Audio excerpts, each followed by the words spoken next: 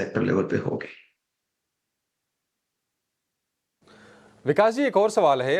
देखिए, जब रिकॉर्ड ऊंचाई पर बाजार होते हैं तो बहुत सारे ऐसे नए निवेशक भी होते हैं जो विचार करते हैं कि अब शायद बाजार में आ जाना चाहिए। देर तो हो गई, लेकिन ठीक है, शुरुआत कर देनी चाहिए। तो क्या ये शुरुआत करने के लिए सही समय है, या फिर थोड़े से करेक्शन के बाद कंफर्ट होगा आपका?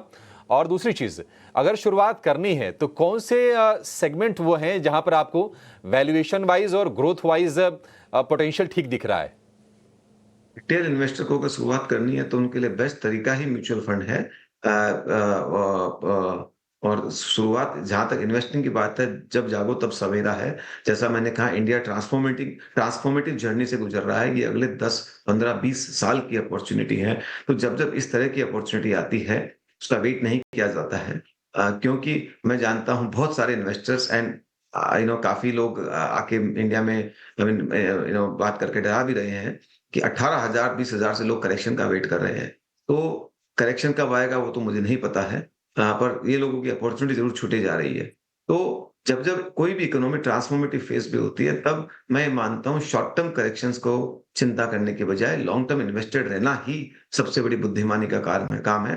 बाकी हर आदमी अपने हिसाब से निर्णय लेता है, पर ट्रेडिंग के अंदर पैसा नहीं बनेगा ज़्यादा, इन्वेस्टेड रहने से पैसा बनेगा। क्वेश्चंस की झड़ी लगाई आपसे, काफ़ी सारी चीज़ें पूछी हैं आपसे, लेकिन कोई एक और चीज़ जो हमने नहीं पूछी और आप नोटिस करवाना चाहते हो वो और बता दीजिए। हम तो नहीं पूछ पाए, लेकिन आप वो नोटिस करवाना चाहते हो मार्केट के पॉइंट ऑफ व्यू से।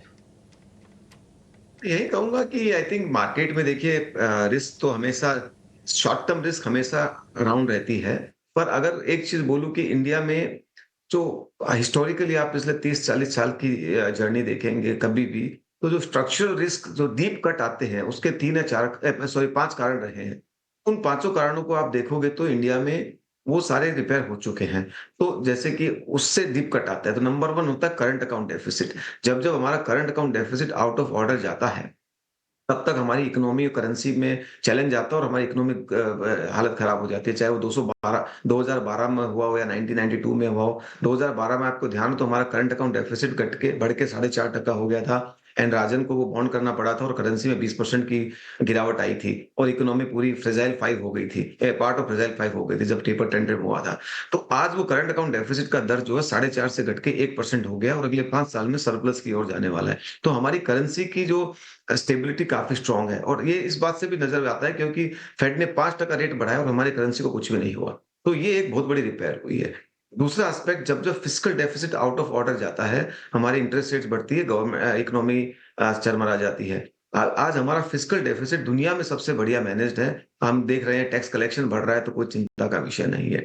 तीसरी बात, जब-जब हमारा बैंकिंग सेक्टर में एनपीए की क्राइसिस होती है, बड़ी 8-10% के आस-पास एनपीए पहुँच जाता है, चाहे वो 2001 हो, चाहे वो 2012 हो, 2018 हो, जब-जब बढ़ा है तब-तब हमारी पूरी इकोनॉमी चरमरा जाती है। आज हमारा banking sector well capitalised, well provided for best in the world है। वहाँ पे कोई बड़ी रिस्क हमको नज़र नहीं आ रही है।